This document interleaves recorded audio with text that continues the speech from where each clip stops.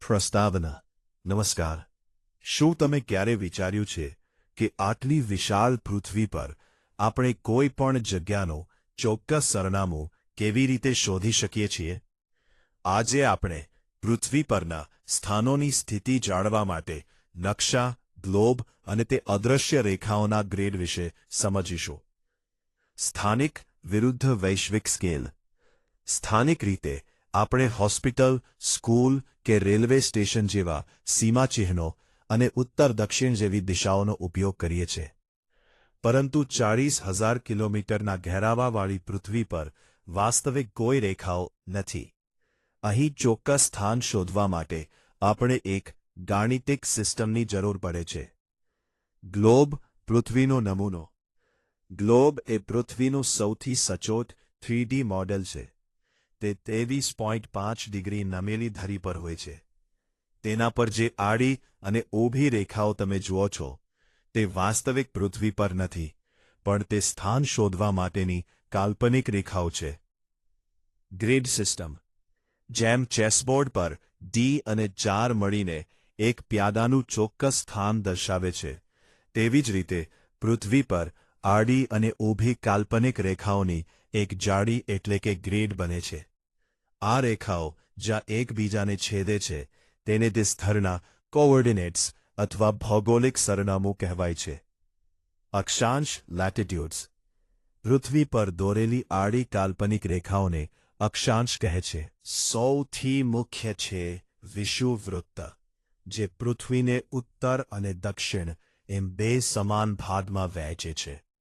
આ રેખાઓ એકબીજાની સમાંતર હોય છે અને તે પૃથ્વી પર તાપમાન અને આબોહવા નક્કી કરવામાં મદદ કરે છે. રેખાંશ.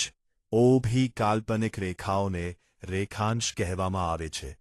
લંડનના ગ્રીનિચ પરથી પસાર થતી પ્રાઇમ મેરેડાયન પૃથ્વીને પૂર્વ અને પશ્ચિમ ગોળાર્ધમાં વહેંચે છે. આ રેખાઓ ધ્રુવો પાસે એકબીજાને મળી જાય છે અને તેનો મુખ્ય ઉપયોગ વિશ્વનો સમય નક્કી કરવા માટે થાય છે. તફાવત. અક્ષાંશ વિરુદ્ધ રેખાંશ. ચાલો સમજીએ. અક્ષાંશ આડી પટ્ટીઓ છે જે આબોહવા દર્શાવે છે, જ્યારે રેખાંશ ઊભી રેખાઓ છે જે સ્થાનિક સમય અને તારીખ દર્શાવે છે. અક્ષાંશ સમાંતર છે, જ્યારે રેખાંશ ધ્રુવો પર ભેગા થાય છે. અમદાવાદનું ઉદાહરણ. જ્યારે આ બેન રેખાઓ મળે ત્યારે ચોક્કસ સ્થાન બને છે. ઉદાહરણ તરીકે 23.0 ડિગ્રી ઉત્તર અક્ષાંશ અને 72.5 ડિગ્રી પૂર્વ રેખાંશ જ્યાં ભેગા થાય છે ત્યાં આપણું અમદાવાદ શહેર આવેલું છે. સમયની ગણતરી.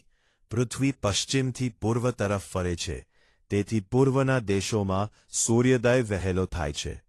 પૃથ્વીને 1 ડિગ્રી ફરતા 4 મિનિટ લાગે છે. આથી ગ્રીનિચથી પૂર્વ તરફ જતા સમય આગળ અને પશ્ચિમ તરફ જતા સમય પાછળ જાય છે. વર્લ્ડ ટાઇમ ઝોન અને ભારત. સંસારના સમગ્ર ભૂમિ 24 ટાઇમ ઝોનમાં વહેંચવામાં આવી છે. દરેક દેશ પોતાનો એક પ્રમાણ સમય નક્કી કરે છે. ભારતનો સમય ગ્રીનિચ એટલે કે લંડનના સમય કરતાં 5 કલાક અને 30 મિનિટ આગળ છે. આંતરરાષ્ટ્રીય દિનાંતર રેખા આઈડીએલ. પેસિફિક મહાસાગરમાં 180 ડિગ્રી રેખાંશ પર આંતરરાષ્ટ્રીય દિનાંતર રેખા આવેલી છે. આ રેખા ઓલાંગતા જ તારીખ અને વાર બદલાઈ જાય છે. તેને ઇરાદાપૂર્વક વાંકી ચૂંકી રાખવામાં આવી છે, જેથી એક જે ટાપુ કે દેશમાં બે અલગ અલગ તારીખ ના હોય. સારાંશ. મિત્રો, આ કાલ્પનિક ગ્રીડ સિસ્ટમ આપણને આખા વિશ્વમાં ક્યારેય ખોવાવા દેતી નથી.